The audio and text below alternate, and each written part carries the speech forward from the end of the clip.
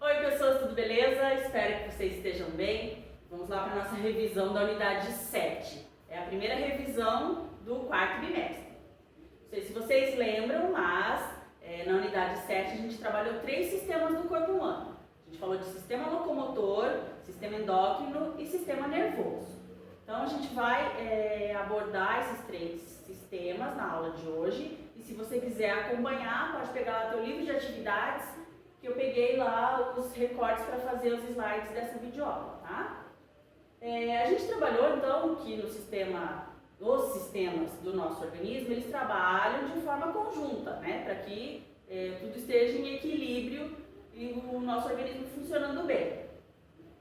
Mais especificamente, se a gente for falar aí do sistema locomotor, a gente tem que lembrar que é o trabalho conjunto aí dos sistemas nervoso, ósseo e muscular. Então, para que haja um movimento no nosso organismo, esses 3 sistemas aí trabalham de forma conjunta. A gente viu lá que os ossos são estruturas rígidas, né? Constituem lá o nosso esqueleto, que dão sustentação ao nosso corpo, que protegem os nossos órgãos vitais. Dentro dos ossos tem a medula óssea vermelha, que produz lá as células sanguíneas, né? Alguns ossos, e a medula óssea amarela, que é a reserva de gordura. E aí, formando lá o esqueleto do nosso organismo, a gente viu lá que tem um esqueleto que é chamado de esqueleto axial, que é aquela parte onde protege os órgãos vitais.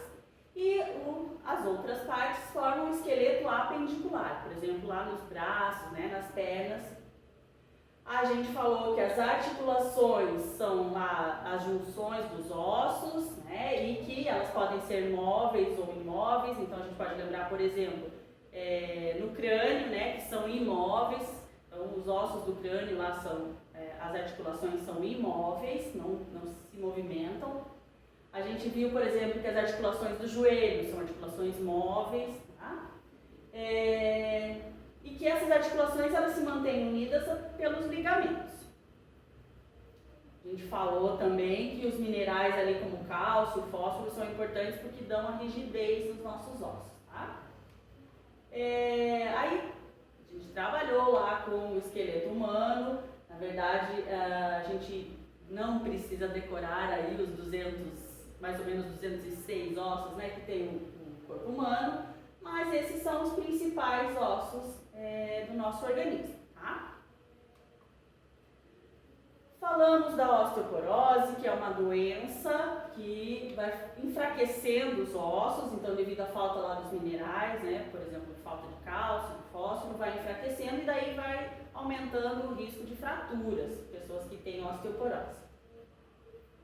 Nos bebês, o tecido ósseo ainda não está formado, né, completamente, então o que acontece? Ele é formado por cartilagem, o esqueleto, né, dos bebês é formado por cartilagem, e depois, com o passar do tempo, vai sendo substituída, a cartilagem vai sendo substituída por tecido ósseo.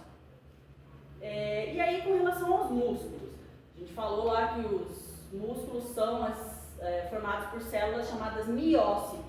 Lembra que mio é músculo e citos, células. São alongadas, a gente falou então que eles são estriados esqueléticos, né? O tecido é estriado esquelético, tem lá uma forma voluntária de agir, então depende da nossa vontade para se mover, né? Para se locomover. Os estímulos nervosos chegam até os músculos por meio dos neurônios, e aí neurônio já é célula do sistema nervoso. E aí o que faz? Quando o estímulo nervoso chega até os miócitos, eles são ativados e desencadeiam o movimento muscular. A gente falou não somente de atividades físicas, né, fundamentais para a saúde do corpo, mas também a gente falou de alimentação balanceada, né? Então evitar sedentarismo, se alimentar bem, noites de sono, né? Sono regular, enfim, várias coisas aí que são importantes para o bom funcionamento do nosso organismo. O segundo sistema que a gente trabalhou foi o sistema endócrino. Então a gente falou aí das glândulas, né, do sistema endócrino. que produzem os hormônios. Esses hormônios são enviados aí pela corrente sanguínea para as células ou para os órgãos do nosso organismo que precisam deles, né? E para que é importante isso? Para que haja o equilíbrio químico do nosso organismo. Então, a gente falou lá da homeostase, que é o equilíbrio químico. Então, falando das glândulas endócrinas e da ação dos hormônios no nosso organismo, a gente começou falando da hipófise, que é a glândula mestra do nosso corpo. Ela tem esse nome aí porque ela produz hormônios que vão agir nas outras glândulas, e daí para as outras glândulas produzirem os hormônios. Então é ela que regula e que controla o funcionamento das outras glândulas. Depois a gente falou da glândula tireoide, que é aquela que fica no pescoço, que eu falo para vocês que tem o formato da letra H. E a glândula tireoide é bem importante com relação ao metabolismo aí do nosso organismo. Atrás ali da glândula tireoide tem as paratireoideas, que vão secretar aí o hormônio paratormônio, que é super importante ali no metabolismo do cálcio no nosso organismo. Na sequência aqui tem as glândulas suprarrenais, que ficam acima dos rins. Então elas controlam ali as reações rápidas do nosso organismo em situações aí de estresse, de medo, de susto. Então elas vão secretar aí os hormônios relacionados a essa situação, que são a adrenalina e a aldosterona. Entre os rins ali tem o pâncreas, que a gente falou lá no sistema digestório, né? Então o pâncreas ele é uma glândula mista, então tem lá a função exócrina, quando ele produz lá o suco pancreático lá no sistema digestório, para o sistema digestório, né? E ele é uma glândula endócrina quando ele produz a insulina e o glucagon, vão regular ali a quantidade de açúcar no nosso sangue, né? Então o pâncreas é uma glândula mista. Daí na sequência tem os testículos no homem, né? Então são aquelas glândulas responsáveis ali pela produção dos espermatozoides e da testosterona. Lembrando que os espermatozoides são as células sexuais masculinas. Testosterona, hormônio relacionado às características sexuais secundárias. Então, crescimento de pelos, de barba, né? Engrossamento da voz. E os ovários nas mulheres. Então, os ovários ali responsáveis pela produção dos gametas femininos, né? Dos ovócitos. E também dos hormônios estrógeno e progesterona. Então, esses também relacionados aí às características sexuais femininas. Por exemplo, o alargamento dos quadris, né, o crescimento das mamas. E aí o sistema nervoso. Então, o sistema nervoso é responsável por fazer com que a gente sinta os estímulos do ambiente, interprete esses estímulos e reaja também a eles, né? Então, tudo isso é o sistema nervoso que é responsável. E para que isso aconteça, existem as células lá chamadas de neurônios, né? E essas células são as principais células. A gente sabe que tem os gliócitos também, que são células do sistema nervoso. Mas, então, os neurônios são mais importantes aí, por quê? Porque são responsáveis pela transmissão dos impulsos nervosos, tá? E aí, como que é o sentido do impulso nervoso? Ele chega lá no dendrito do neurônio, vai para o corpo celular, que é onde tem o núcleo, e daí vai para o axônio, que é aquela parte mais extensa lá do neurônio. Lembrando que para passar esse impulso nervoso para outro neurônio, vai passar por essa região chamada sinapse, então que é um espaço ali, né, entre um neurônio e outro.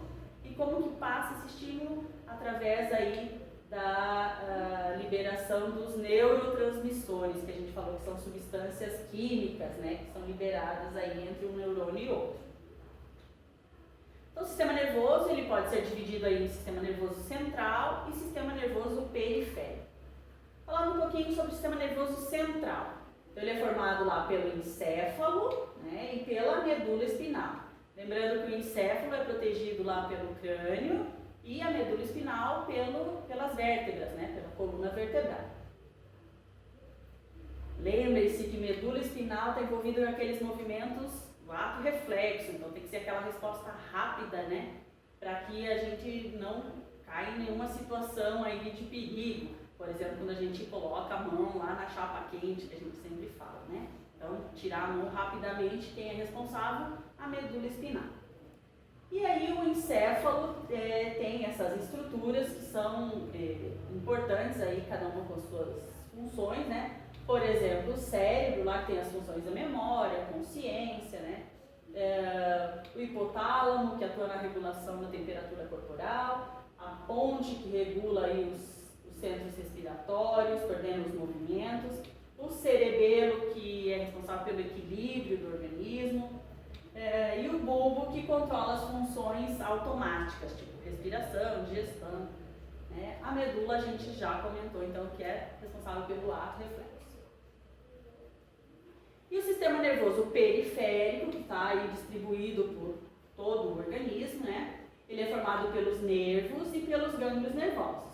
Então, o sistema nervoso periférico também é dividido em duas partes. Então, é dividido lá em sistema nervoso somático, que é onde ocorrem lá as reações de forma voluntária, ou seja, que dependem da nossa vontade. E o autônomo, que é onde ocorrem as ações aí de forma involuntária, ou seja, não depende da nossa vontade. A gente comentou a respeito dos medicamentos, né? Então, medicamentos são drogas lícitas, são comercializadas, aí, produzidas e comercializadas, né? Seguindo uma legislação. Só que a gente sabe que tem que ser aí, a gente tem que evitar a automedicação, né? A gente precisa que aconteça aí uma prescrição médica para que a gente utilize aí determinados medicamentos, né, gente, para evitar aí alergia, intoxicação e dependência. E aí tem as substâncias psicoativas, que são aquelas substâncias químicas que mudam o comportamento das pessoas e podem causar dependência. E aí o que acontece? Por quê? Porque elas agem nos neurotransmissores. Se for medicamento, normalmente são aqueles medicamentos de tarja preta, então sempre com prescrição médica. E tem as drogas ilícitas, então são ilícitas porque são proibidas de se utilizar, porque causam dependência, né, e danos graves não somente à saúde, quanto às relações sociais. Gente, com relação a isso, fechamos a unidade 7, é bastante conteúdo, mas eu tenho certeza que vocês vão caprichar lá no formulário. Vale 5 pontos, hein? Conto com vocês. Beijos e até!